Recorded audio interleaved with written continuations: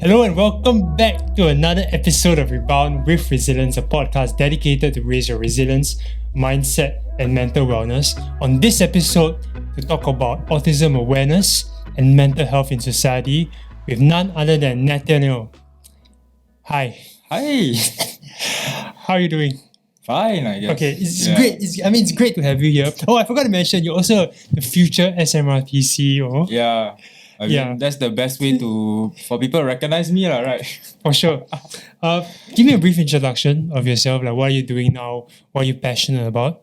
And why SMRT CEO? Okay, so I'm currently a part-time diploma student enrolled in the course Engineering Rapid Transit Technology. So as you know, MRT stands for Mass Rapid Transit. So Rapid Transit Technology is a course that's really on MRT stuff. So why my ambition as SMRT CEO is because when you go to Facebook, SMRT's Facebook, you see a lot of comments, why the train breakdown, and all those complaints that do not really help the company. Not the fake account, right? The real account. Not SMRT feedback. Actually, you mentioned about this good point. Because yesterday I just sent out an email to all the public transport operators for them to have a much more firmer grasp on their social media profiles, because there are many, impersonation attempts and all that. And like you mentioned, SMRT feedback, whatever, right? Till now, they haven't been able to take down that page. So that's actually one of my priorities if I get to, be the CEO. Yeah, because I don't think by then they will have removed the page, because I don't know, they don't feel like it's neither here nor there, right? And everything. But my point is that because feedback goes to the wrong side, and then you don't hear that feedback, then there's no way you can improve. Right? So likewise, when commuters just complain train breakdown, then SMRT will naturally ask you, where's the train? Which station? What time? And they cannot provide any of this information, whereas I can. So this is why I believe that, as with this ambition, right, I can improve the company and improve public transport in Singapore in general. Wow, you're speaking like a CEO already. Right? It's not just the passion, it's the knowledge as well. It's something you dedicate to. Later we want to explore how that led to it, and I think we're also going to discuss how autism maybe has some links to routines, and that's why kind of when it comes to bus interest groups, there could be a link there objectively. So that briefly how we met is very interesting. I think you're in so many mental health awareness groups. Actually, just two. Just two. MHC. Okay, wow. Okay. So but it seems that you are constantly talking and constantly wanting to help other people raise awareness, but you're always in different events. Right? I seek out initiatives to find out more of what they do, how I can contribute. And more often than not, right, they always want me as their facilitator and all that. But of course, I don't want to stretch myself too thin. I have my priorities. That's why I only joined your group. And I'm honored. I'm honored. In fact, that's how I got in touch with you. Initially came as wow, who's this enthusiastic person? I reached out to you, and then of course we chatted about your journey a little bit, and that's why we're having this episode. And this is the first episode we are doing live in a month. But I know we have slowed down a bit on the live podcast, but I'm glad that we set this up just for you. Host you. Okay, so let's do a good one. We're going to talk about 3 parts. Okay, first is more on autism awareness. Like, what is it about? I think most of us have a general understanding, but it's not deep enough. Then we're going to talk about your personal journey. Okay, how you were helped and how other people did things that maybe hindered your progress as well as improved your progress. I think that's important to talk about. And then the last one is your passion and advocacy. Okay, let's begin with a bit of awareness. So if I would ask you what autism is, can you just share with the audience, I guess? So for as an introduction to what autism is basically that you shut yourself out away from the outside world. So for those who understand Chinese, right, it's actually easier to explain what autism is, because the word itself, 自 and 闭, right? 自 is self, 闭 is shut. So 自闭 itself, right, it's already telling you that you yourself, you're shutting yourself out away from something. And that's basically what autism is, 自闭症. Okay. So not being racist, but really this is an easier way to explain. And you see, after translating, you can also understand because I break the words into in no parts. way that's racist. Don't worry. No, because recently there are a lot of uproar about but that. no worries. Yeah, but just Chinese is explaining. Fine. Yeah. So a lot of people have that mindset that people with autism tend to screech, because this is also like something somewhat like exacerbated by online discussions, like YouTube videos, and then there are memes and all that, say we and all that.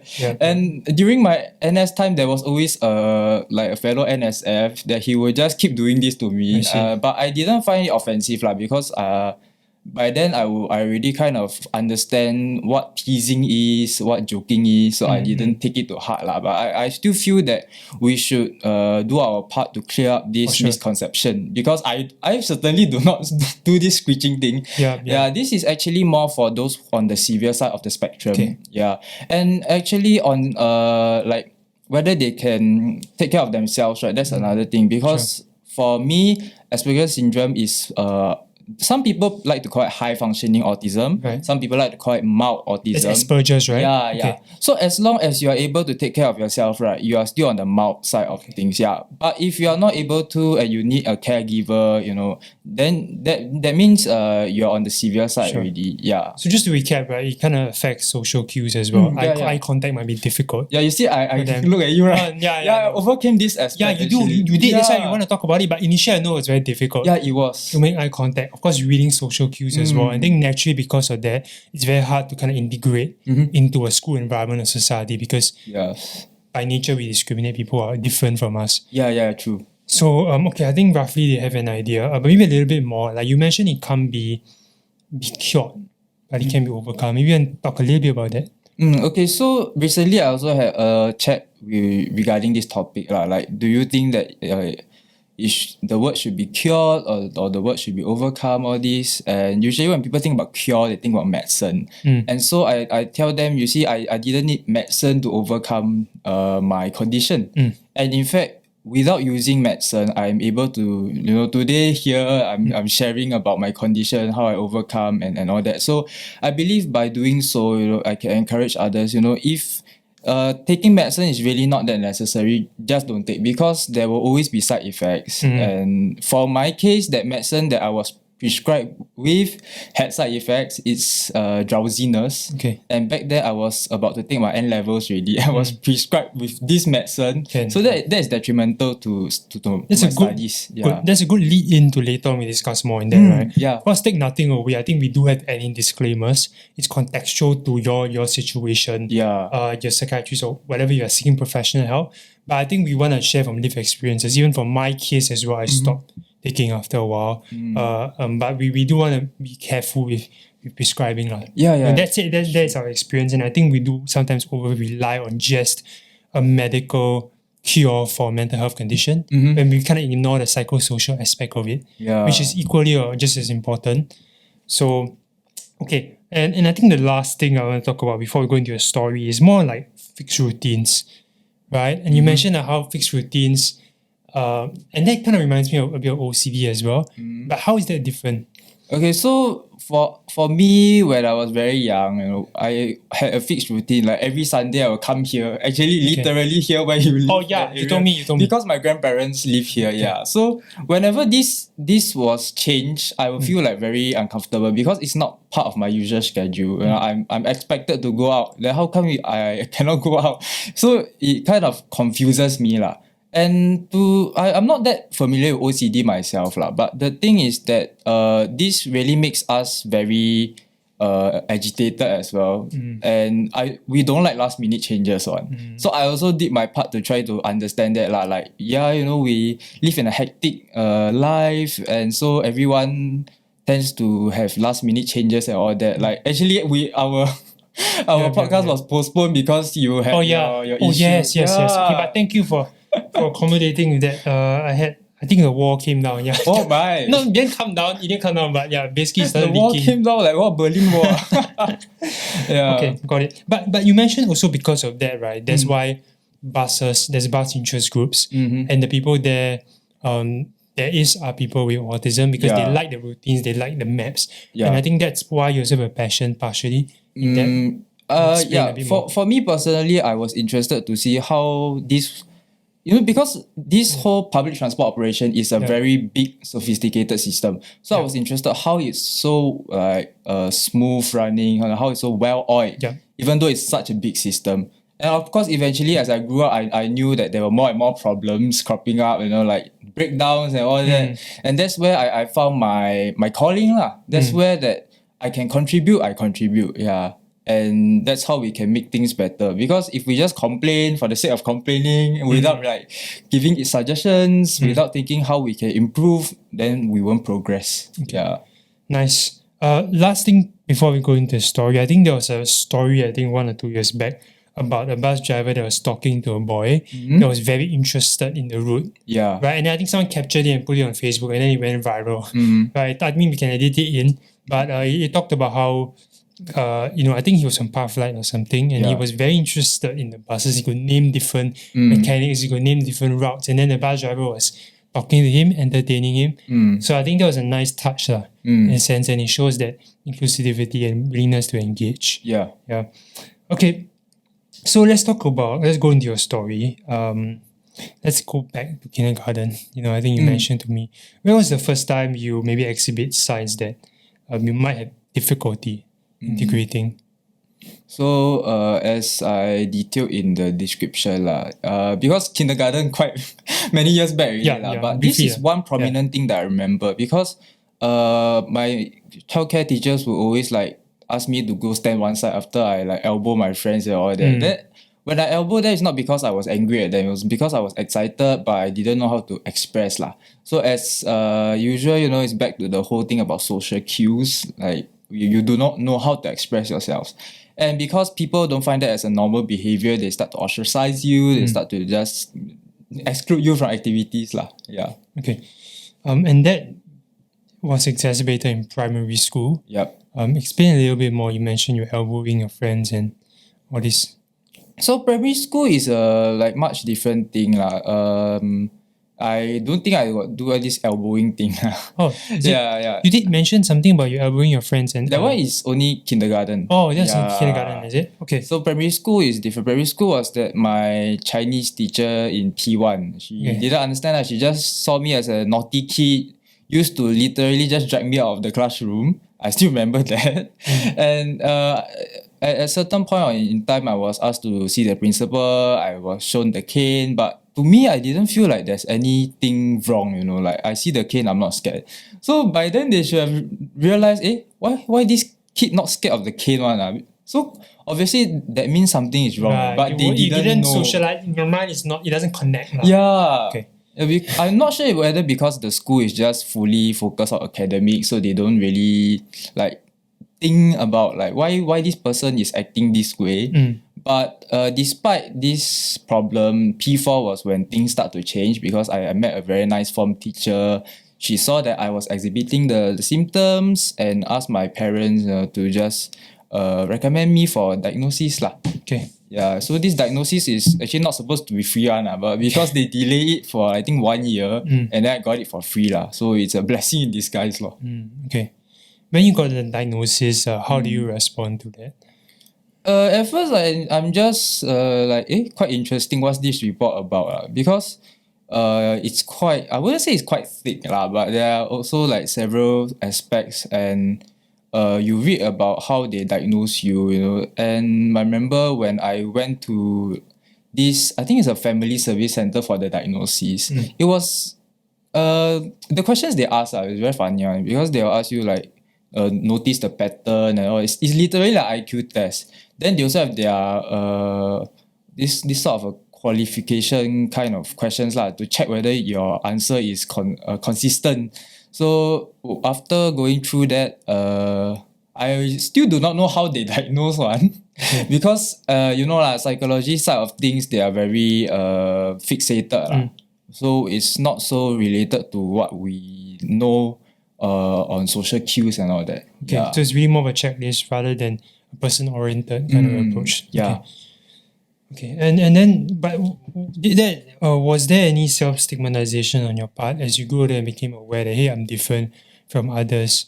Because when you went back to school, I'm sure it wasn't easy for you still.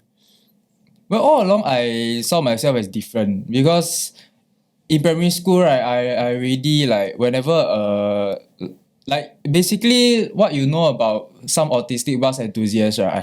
I had similar behaviors lah. So whenever I saw a bus, I would be very excited and all that. But of course the bus must be special lah. It's just every bus then wow, you do this every time or no lah.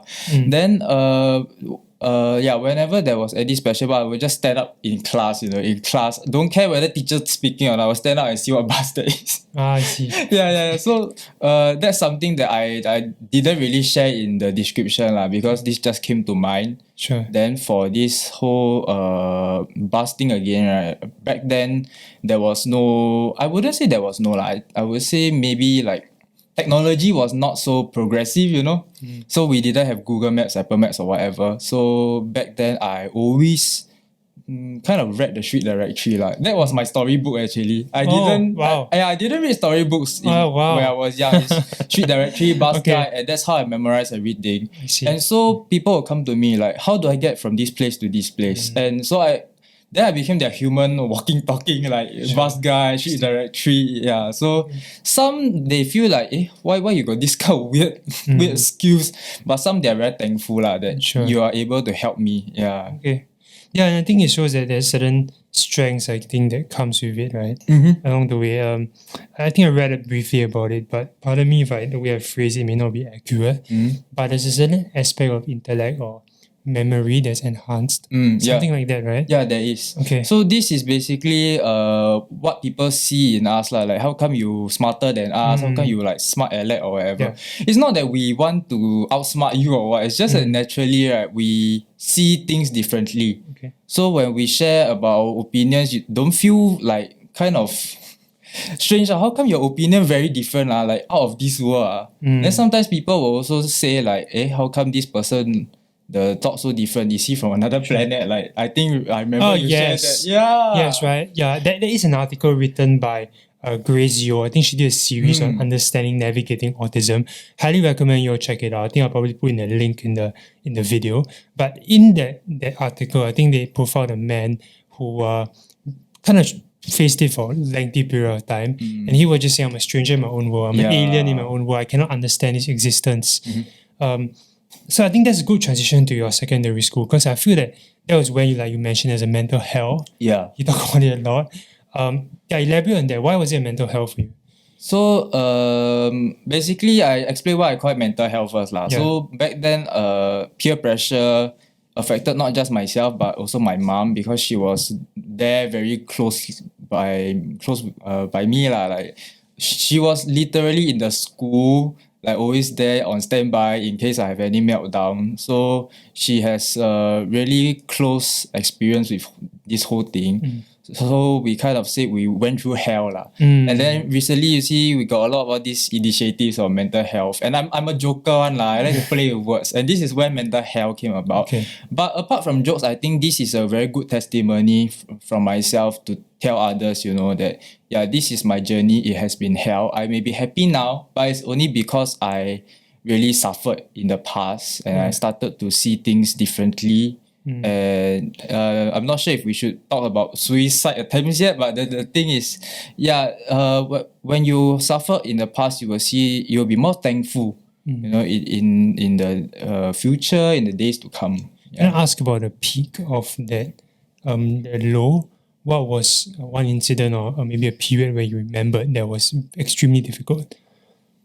So basically it's peer pressure. So not just peer pressure actually. The interesting thing about my secondary school journey is that even the teachers didn't understand. So some tried to understand, I thank them for that. But some, they didn't. They just dismiss it as you are just being a naughty kid or whatever. And whenever I would say anything, they would just confront me. And a lot of other teachers say, hey, you're not supposed to do that and all that. Because typically, if you tell this to a normal person, they will understand what you're trying to say and they will just stop. But to us, the more you confront us, the more we confront you back. It never ends. And the thing is, we will say what we we will do what we actually say lah. Sure. So that's why it's very dangerous for teachers to confront us this way. And when you mention peer pressure, what do you mean? Is it discrimination? Yeah, it's discrimination. Because by peer pressure, I thought you mean different thing, but now I understand. Yes. Okay. Actually, there are several parts to peer pressure as well. Yeah. But one prominent one is just now I mentioned about smart aleck. So a lot of them, they didn't understand how come I'm like that, and then they thought that I'm showing off. Naturally because people see that, how come you trying to show off, is it? You trying to bootleg or whatever. But no, not like that. Then another interesting thing I want to share is that actually since primary school, I memorized everyone's registration number in class. So I was kind of like a tool for the teachers to just speed up their administration processes. So I really take pride in administration because this is how we get things done. A lot of people look down on admin, but really admin get things done one. Okay, now let's talk about acceptance and also how you, on your part, I think you also agree, and that's what I admire about you as well. You recognize that certain things about yourself you need to change, even though it was difficult. What are some... Let's talk about yourself first. Was there any conscious effort on your part to adapt? And if so, how did that happen? Conscious part? Yeah. Like, do you tell yourself, okay, like maybe I shouldn't do this, maybe I try and understand where my teacher's coming from or that social environment? Yeah, actually, I know of a mathematics teacher. She always tried to help me, but I didn't like maths. So I really rejected her help, and oftentimes we had misunderstandings. But at the core, I knew she wanted to help me. So eventually, when I passed my N-levels and all that, I can see that this is like one of the things that I'm thankful for, that we have supportive teachers despite my condition, and yeah. Okay. Before I go into your experience, I think at IMH and eventually ITE as well, one last question here is, how do you think people with autism want to be interacted with or want to be helped? I think help is a very prescriptive word, but how do you approach? Approach, yeah. Okay, so one thing about people who don't understand autism is that they want to force us to talk, right? But the thing is, if we don't want to talk, don't force us to talk, right? But one thing I noticed about myself is if there is something of like common interest, right, you will naturally open up. So this is definitely a possible solution if you want to approach someone with autism, because as you talk about something that they like, they will open up, and that's where you start that connection. Yeah, because the more you force them, the more they shut themselves out. Okay. So don't do that. Yeah. I see. Okay, that's very sound. That's a very nice tip. Quick one as well. Do you have anything to say to people who maybe find it a little bit odd? Right? For example, when they looked at someone with autism, maybe in a class or maybe outside when they're interacting, they find it a little bit odd. How do you help them to empathize, and do you have any suggestion for them to try and like at least empathize, or at least know that like this is not without judging basically? Okay, so actually yesterday I was just at the youth calls, one of the program. They mentioned about empathy versus sympathy and all that. And there was a very good point brought up by someone from Caregivers Alliance. He mentioned that, there's no way that you tell people, I won't judge on. But the thing is, we have already formed the opinions in our heads. Fair enough. When you see someone acting weirdly in public, will you say I won't judge, man? No, naturally, what's wrong with this person? Xiao lang gila right? So the thing is, as much as we say we don't want to, we will do it because it's a human nature But the thing is, we can definitely act on our judgment. Can we use that judgment to think from our perspective? Why do we think it this way? What's different about this person? How can we better understand why he or she is like this? Because this is actually something that I kind of learned from the Caring Commuters Champion, which is this badge here. And can show your badge. Yeah, I don't know if you can see. But basically the training had a part on mental illnesses as well, and autism.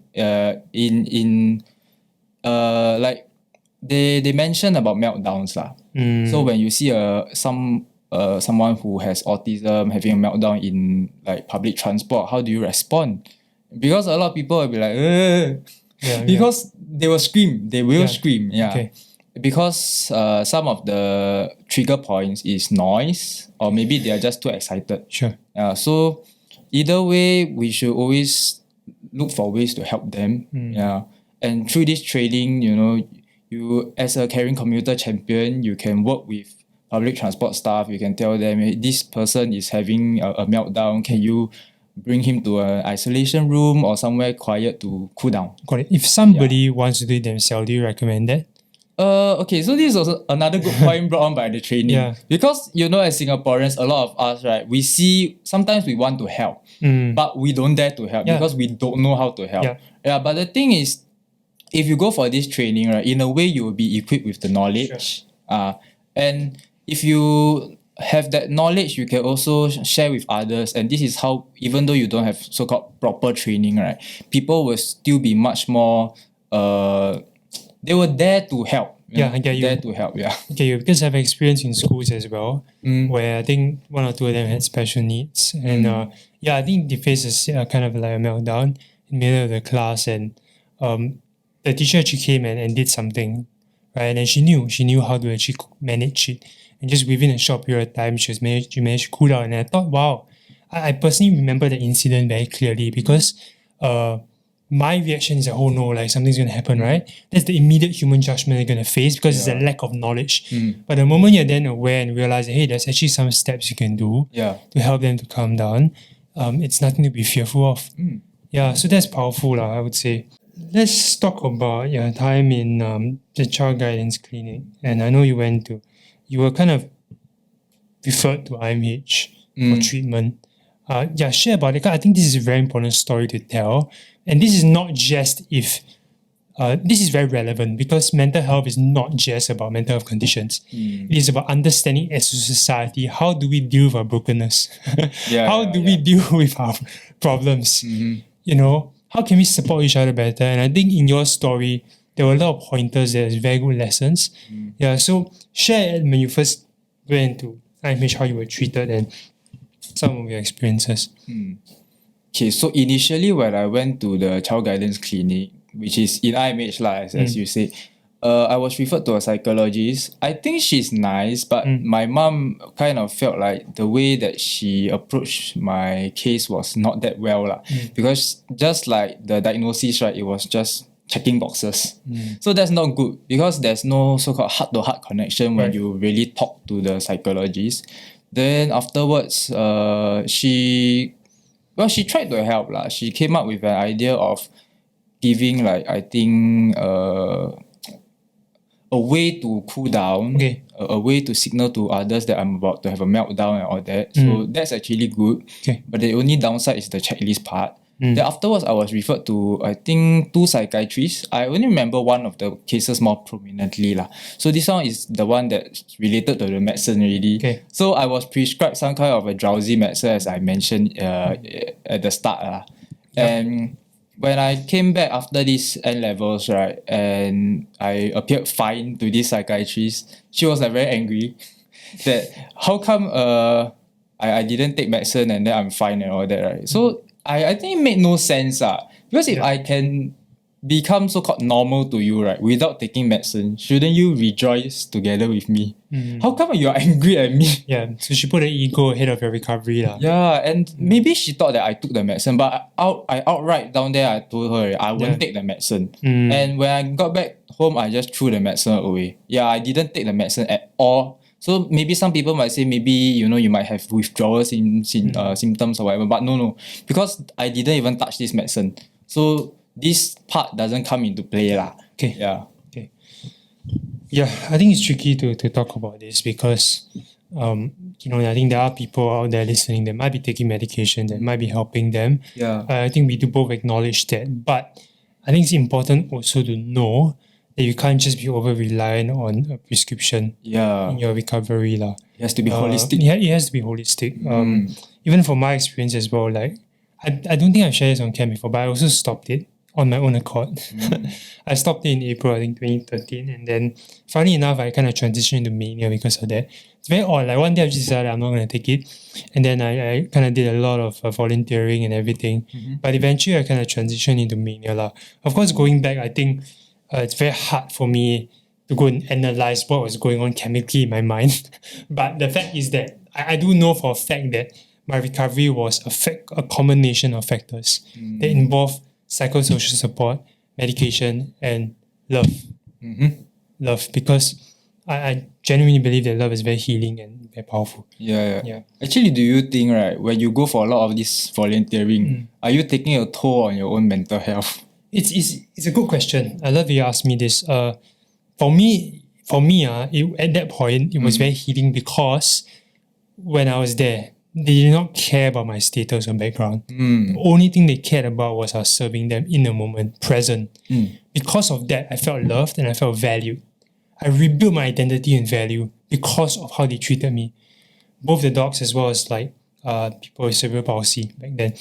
So for me, at that moment, it was just really just benefit. I didn't see any drawback. Yeah, but I guess maybe the context of your question is sometimes people might feel a bit of burnout. Yeah. Okay. It's a caregiver burnout. I guess it's a separate topic lah. Next time we explore that. Okay, so then what were the factors that really helped you? If you were to kind of, let's say now we talk about overcoming, like what were the factors that really helped you to... Conducive environment. That's the most important one. That's how I overcome. So in ITE, I was in full-time class back then lah. But then a lot of teasing and all that. So I couldn't take it. Had a meltdown on my own birthday. So it was a very terrible day.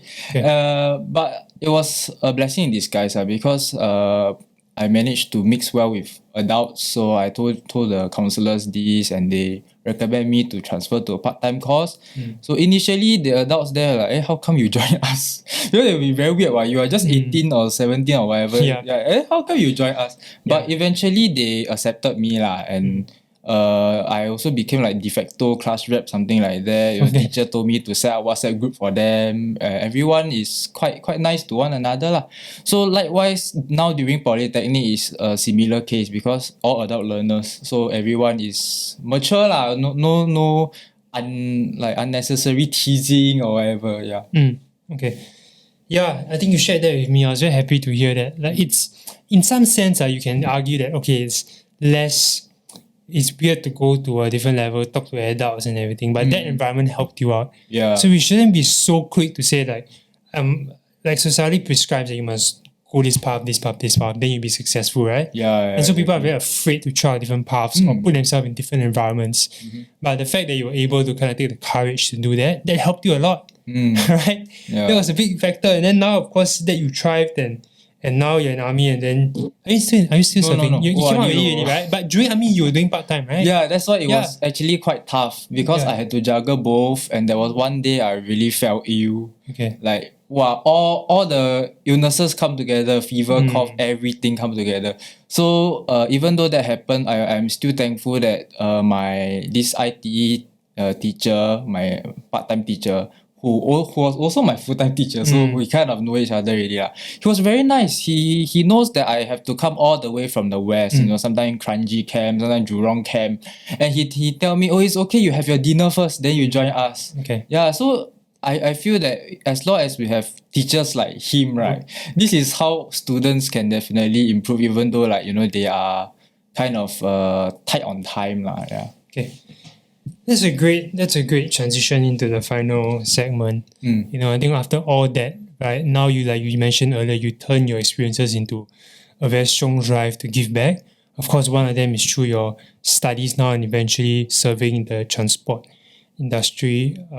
But on the other side as well, you're also a huge advocate for mental health awareness. We discuss a lot about it. Yeah. What is your hope for society in terms of treatment and acceptance or just mental health? Okay, so mental health itself, right, it affects everyone because the word stress itself, that's already the most basic part. Yeah. Because everyone has it.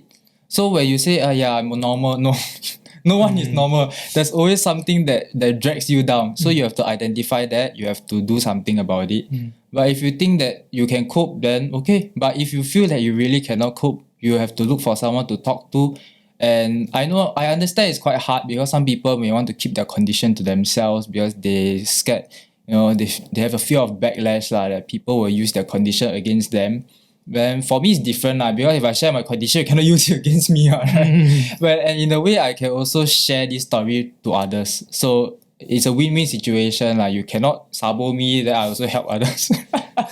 Yeah. Okay, let's talk about that. Let's talk about that. Okay, because right now I think we know that we need to ask for help. I think your advice as well, like everybody has struggled, we reach out. What are the main barriers, right, from your experience, people reaching out, and how can they overcome that? Okay, the first thing, so like I say, is about the safe space. If it's not safe, why would people share, right? So in my secondary school, I also had a classmate who's autistic as well, but she didn't want to share a condition. So we were direct opposites. So having a direct opposite also allowed me to understand more, why you don't want to share and all that. And naturally they don't want the backlash and all that. Then recently, also in your Telegram chat, someone mentioned about the numbers, a lot of helplines, But coming from a public transport industry, a customer service perspective, when you have so many choices, numbers, you don't check. no wrong door policy. Yes, there may be no wrong door policy, but the thing is the person persistent enough to still continue finding another number. Right. Because if you make that process difficult, people will not want to seek help. And talk about this also. The cognitive load is too heavy, especially when they're really very vulnerable. Exactly. It's the last thing on their mind. But what advice would you give for that person that might be listening to this, or for someone that knows someone like this, right? How would you advise them? So if you're definitely very close to that person, then I don't think there's an issue. But some people, they really they're very reserved. So again, it's back to the part of reaching out. If they are not comfortable sharing, of course, don't push them. But you can always care for them from a distance. It's just like the caring computer training one. When someone rejects your help, right, you can just observe them from afar in case they need the help again, or that really there's no choice that they need your help in case maybe they fell or whatever. Okay. So it's always good to look from a distance. So don't be too, what's the word? Overbearing, yes. Okay. Don't be too overbearing because that will put people off. So you can always observe from a safe distance. Okay. So recap again, if you're a friend close to the person, sometimes comfort doesn't mean outrightly fixing them, right? You don't want to try and fix people immediately. Don't do that. Right? You just have that safe space where safe space is a term that we use. I think now we throw out technical terms. If you've never heard of it before, it's a very buzzword. Safe space just means a psychological or physical space where people feel safe sharing. The way I see it is when you have an intimate conversation, it's like kind of a bubble that wraps two people, right? And if let's say you kind of hold that well, the bubble thickens, the person feels comforted, they feel empowered, they feel understood. But the moment you break that safe space, right, the bubble breaks and the person leaves feeling very disempowered, very judged. So keep that in mind. So that's for helping someone else. But for a person that maybe have so many options, help-seeking options, right? How would you advise them? So if you know of someone who has a similar experience, right, you can definitely try to reach out to them. Because they will have the experience, they will know how to help you as well. But if you do not have that, and then you are faced with so many helplines, right? Reach out to us. Well, reach out to the space that you will feel most safe in, because there will always be friendly people there to help you. I know it's difficult, but maybe do a little bit of research. I think mental health. What is that? The one in Bernadette started. Homecoming Club, is it? I think they do their best they do their best to kind of collect reviews and resources so they can look at different experiences and kind of choose. But my short advice would be to first, if you can, DM someone that is potentially trustable. If you want to reach out to me, you can. I can probably refer you to somebody based on your needs. Can be a teacher that you trust. But if let's say all those are not options, right, then you might want to just look at the one that's closest linked to you. Like for example, you're a youth, maybe you want to go for SMH or youth someone call, that someone that kind of has that connection there. And then from there, just give it a shot, and then you go along with that. Yeah. But you can always reach out if you feel a bit difficult. Actually, on this topic of safe space, I also want to mention that, be careful of the advice that you receive. Okay. Because recently there's a group that I know of one person brought up, right? Yeah. So it's very dangerous if you follow advice blindly So take everything with a pinch of salt. And again, from the mobility industry, there's this policy. There's no one size fits all. There's always a custom solution for everyone because everyone is different. So doesn't mean it work for someone, it will work for you. So you have to find that correct solution for you. And in this group itself, right, it was very dangerous because this person was like dismissing the helplines, like SOS and all that. This person felt that they are not professional and all that. Yeah. I feel that this is a biased view. Yeah, because one person's experience is definitely different from another. And it doesn't represent the entire organization. Sure. Yeah.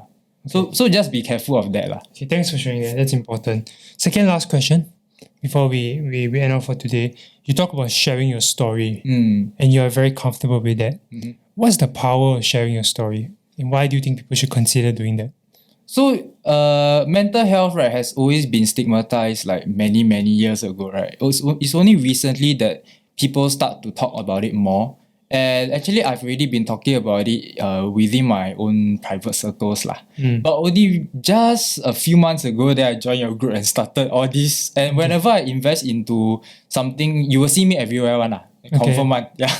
But it's not that I am an attention seeker. I really want to seek out ways how I can contribute, how I can learn about other conditions as well. And to encourage people, since I share, would you be comfortable sharing yours? And this is how we reach maybe a resolution together, how can we partner together, so we can have this conversation on mental health. Yeah, I absolutely love that. Yeah. In fact, I want to commend you for that because I'm very touched and very encouraged when you are very open.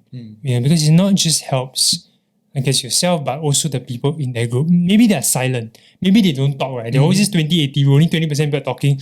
But the people that are silent are also listening. 80%. But it's okay. Sometimes they tiam. It's not because they are bots or whatever. Of course. Because they don't feel comfortable sharing. But that's fine. Eventually, because I have been in many group settings, like WhatsApp group, Telegram group, all this, right? There will always be the 80% they don't talk. Then a lot of people start to, how come you don't talk? But then we have to understand why they don't talk. Is it they are not comfortable, or is it they just really want to listen and not share? Yeah, because for me, mostly, I'm 80% share, 20% listen. So if I share too much, you tell me to shut up, I will understand. Okay. Yeah. No, it's okay. It's okay. Now, my point was that there are people that are silent, but they are listening. It's not that they are not. It's not that they are not engaged. They're listening, and I'm saying that you never know by sharing your story, right? The people that you can potentially impact. Yeah. You never know, because even for me, I think I ask myself whether what I do is valuable or not sometimes. But once in a while, there's some random person that say, hey, this person told me that they know you because of certain things that you share, and it's very encouraging. And when I hear those things, right, I just feel very encouraged and touched. And I think you are doing the same thing as well. So I'm really thankful that we get to share each other's story. I'm really thankful that I get to hear your story today. And hopefully you share it properly with the world.